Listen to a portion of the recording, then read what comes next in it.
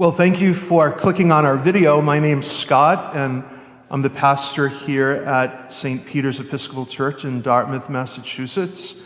And here with two people who are doing incredible work on the South Coast, Martin Costa and Steve Abdow, and we'll give deeper introductions in a couple of minutes. But I just want to begin with a scripture reading, and ironically, this is the reading that we're going to hear here at St. Peter's and any Episcopal church this coming Sunday.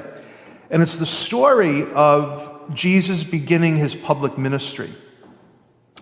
And how that all happened is we hear in the Gospel of Luke that he went into the synagogue on the Sabbath day, and he read from the book, the scroll of the prophet Isaiah. And these are the words that Jesus proclaimed as he stood up. "The Spirit of the Lord is upon me, because he has anointed me to bring good news to the poor.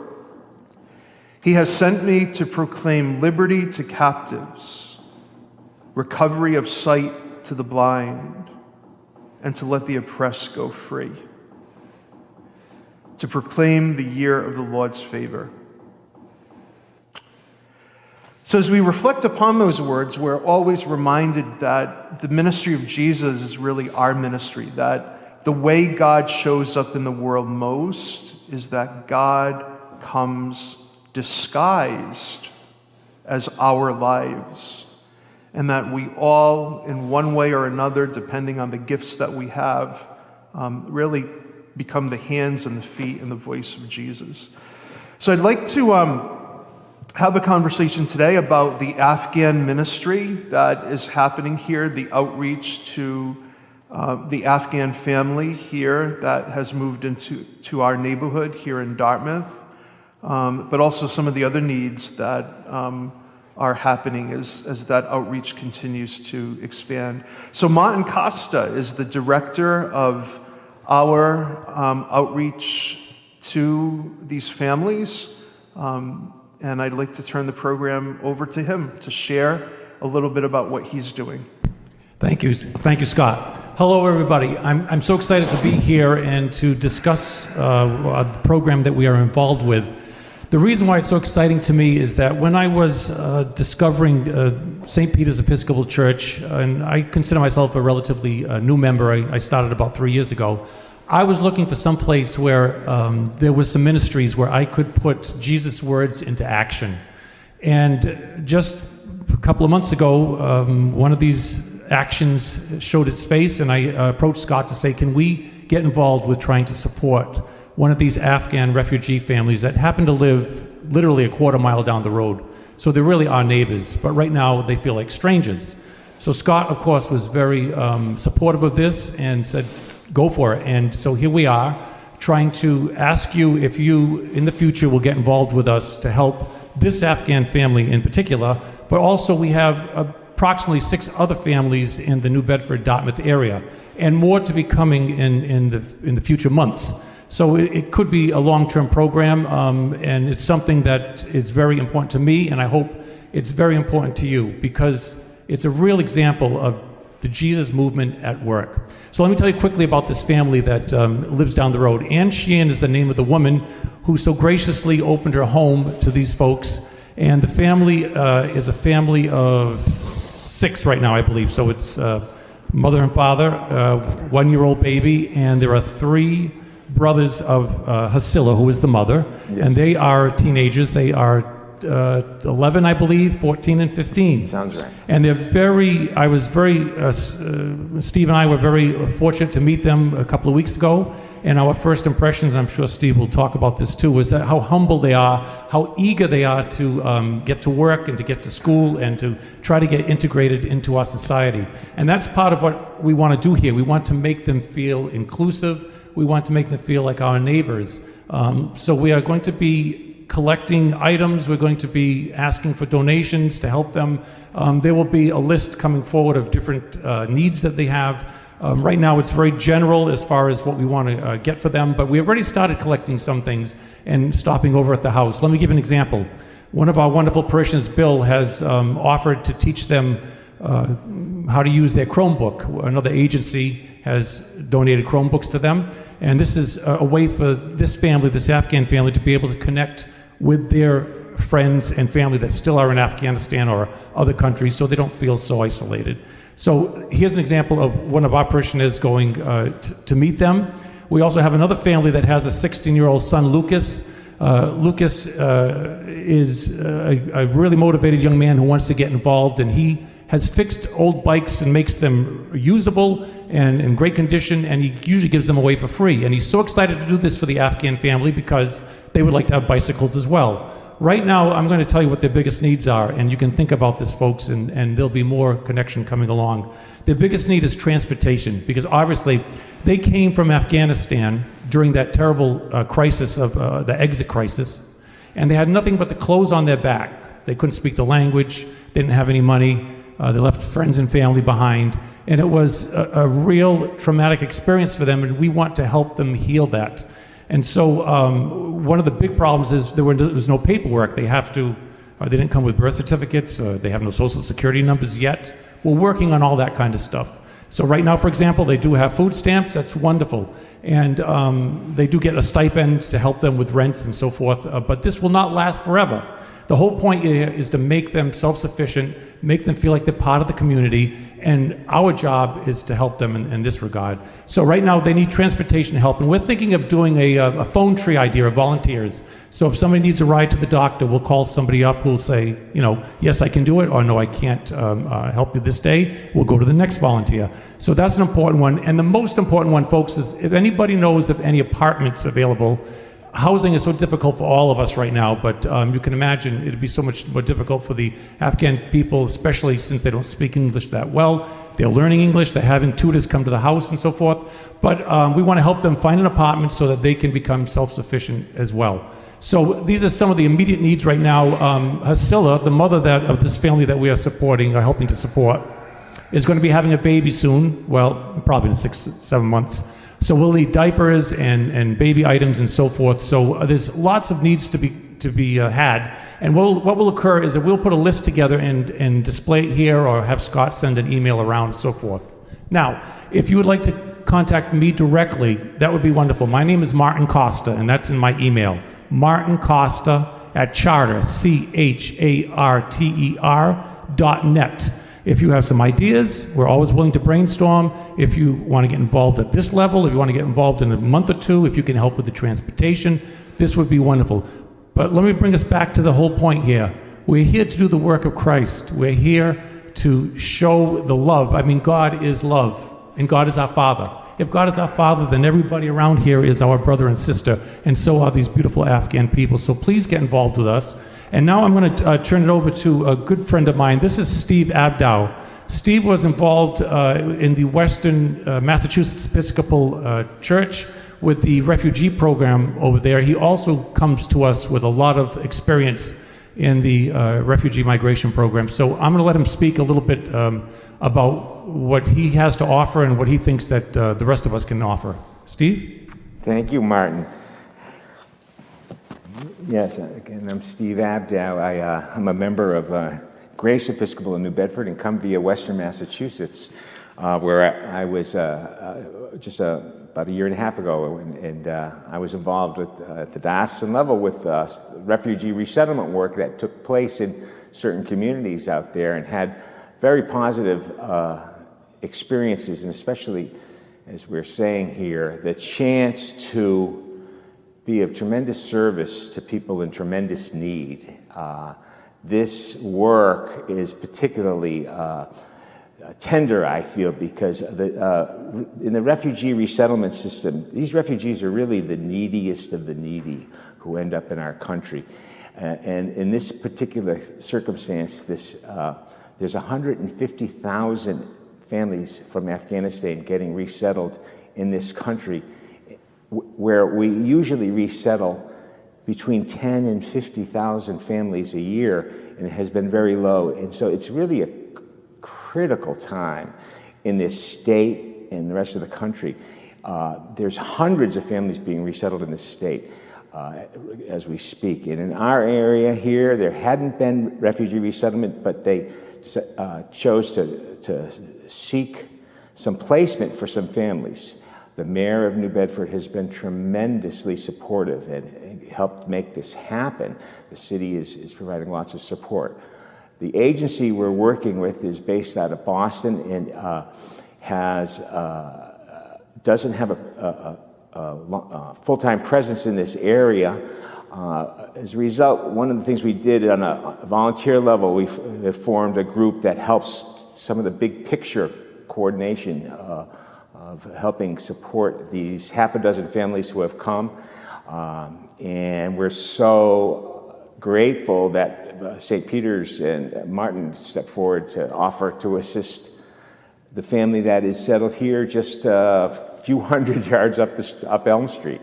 And I got to meet him with Martin, as we said, and it's wonderful the response that we see to support this family. As Martin alluded to, it's evolving. It's a long-term situation. It takes people a long time to really get settled.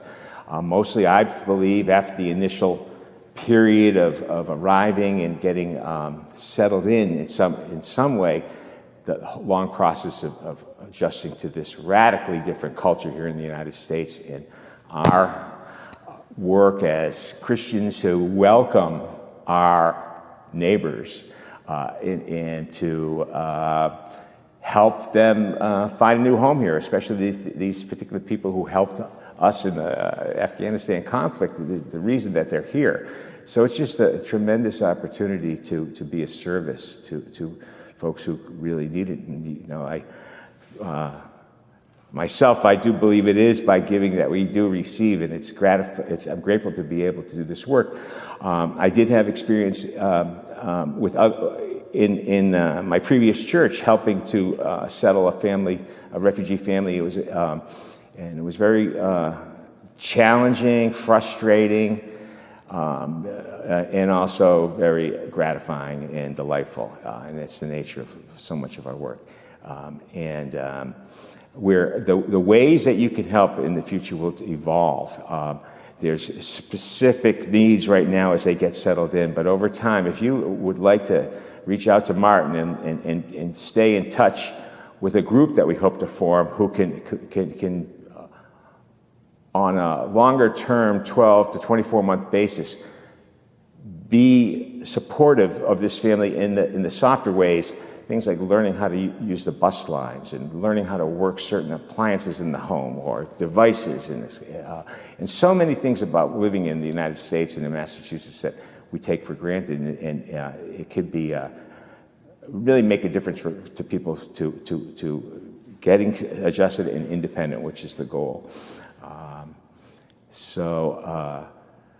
I hope that Grace New Bedford will also be participating with St. Peter's as things evolve, and I know that there's a lot of enthusiasm about that collaboration, which is also wonderful to see happening here.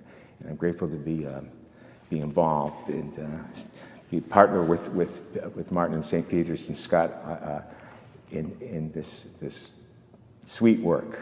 Yeah, and that's an important thing because in this day and age, and in every day and age, right? I mean, it's so important for churches to collaborate, right? And to do shared ministry. So that would be a beautiful thing if both Grace Church and St. Peter's could work on this together in some way, you know? The other thing I wanted to say, Steve, you and I were talking a little bit before the recording began, and we were just talking about being the Jesus movement in the world. And I think sometimes when we talk about refugee crises and when we talk about all types of immigration issues, I think we have a way of turning it into a political discussion. And what this is a humanitarian discussion. It's not a political issue, you know? It is a humanitarian issue. And the reality is that our faith can never be an end unto itself, right? Our faith is always meant to be put into action. Otherwise, it's useless, right? So this is a great opportunity for people to be involved, to put that faith into action. And I'm also reminded, right, of Jesus' command to welcome the stranger, right? And whenever you did this to them, you did this to me, And the Jesus that I know in all of his ministry never built walls, And we, in the same way as Christian people, just really need to be attentive that we're here to knock down walls wherever they exist in the human family. And if we're not doing that, if we're not knocking down walls, and if we're building walls, right? I mean, we're not on the side of Jesus if that's what we're doing, Yeah. So the other thing that I've been really edified by, and I just want to have Martin speak to this a little bit, is the response of the people in our community. Not only our own parishioners, here everybody's a member, right? That's what I feel. Whoever walks onto our property is like automatically a member. So, but if you could talk a little bit about what has the response been of the people here at St. Peter's. And the other thing I've been really happy about is just the numbers of people outside of the community who have reached out to us and who want to be involved. And it's just a reminder to me that, even when we think about church, right? Church is never about staying inside the walls, right? In terms of our mission, in terms of our vision, it's always looking out and saying, how can I serve in the name of Christ? So could you talk a little bit about that? Just how have people responded? Absolutely. Well, as I was surprised on one hand, and on the other hand, it was as expected, because the people here at St. Peter's are so loving and giving, and we received many emails. I received many emails. I know Scott has as well. How can we help? Ideas. I have baby clothes. I have. I can help. Two folks have said I can help with the transportation. Other people, as I mentioned, Bill would help with the computers, and they're very willing to go to the house and meet the family. The moms group, Katie from the moms group, has been helpful and said that she can get anything that the mother is going to need for the baby. So moms out there who might want to get involved, we can get you in touch with Katie, and they're doing their part to help the family as well. But Scott, it's been amazing. It warms my heart. It makes me feel like Christ is speaking through each and every person who sends me an email. And let me say something else. I also received a couple of emails from folks who said, oh, by the way, I don't think this is going to make a difference, but I'm not a member. I'm not a parishioner at St. Peter's.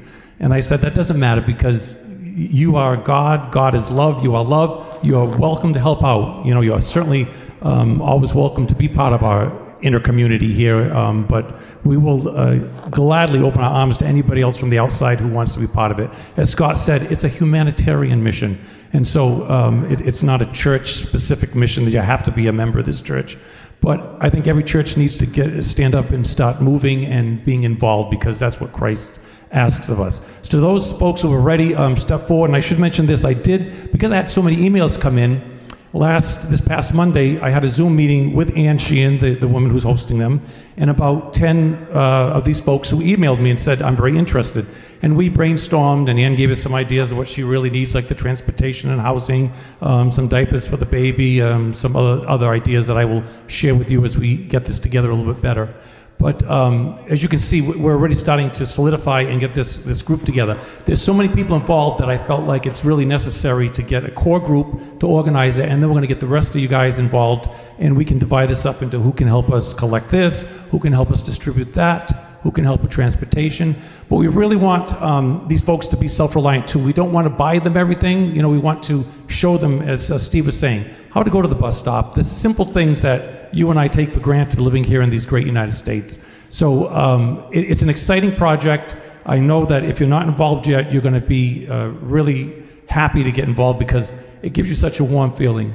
I don't know about Steve. Well, I shouldn't say that. I know about Steve that when we looked at those families, when we met them, those children, their eyes are beautiful and filled with love, and they don't have any kind of prejudices or any kind of issues coming forward. They're just beautiful, beautiful examples of Christ in the world, and we want to reach out, help them, and make them feel part of the community. So yes, once again, we want to remind you that you can write to me directly, Martin Costa, one word, at charter.net, or go to the website here at St. Peter's, which is St. Peter's, that's stpetersdartmouth.org. Correct? The website, stpetersdartmouth.org. Yes, that's what I'm saying. You can go to the website because there'll be some postings on there as well. Yep. And then the email address is St. Peter's Dartmouth, no punctuation, St. Peter's, stpetersdartmouth@gmail.com. And then I can forward that email as well, right, to you. Absolutely. The other thing that I wanted to say is I know sometimes people say, oh, I've got such a busy life, right, especially young parents sometimes. So if someone may not have the time, for example, to say, okay, we're going to come and help store stuff that we're collecting. People, of course, can make a financial contribution. Yes. And I just want to say that no amount, I think sometimes when we think of this, we say, all right, I have to donate $200 or $500. Of course, we would welcome those types of donations, but even if someone can donate a small amount of no donation is ever too small. So $10, $20, $5. And if you send it to St. Peter's, you can mail it in to the parish office at 351 Elm Street. Go to our website. The address is there. And that'll all go into a special reserve to be able to help some of these people who need help. And I'm sure these numbers will grow as time goes on. Yeah, that's a great point. That the fact is, however you want to help, we will welcome that help.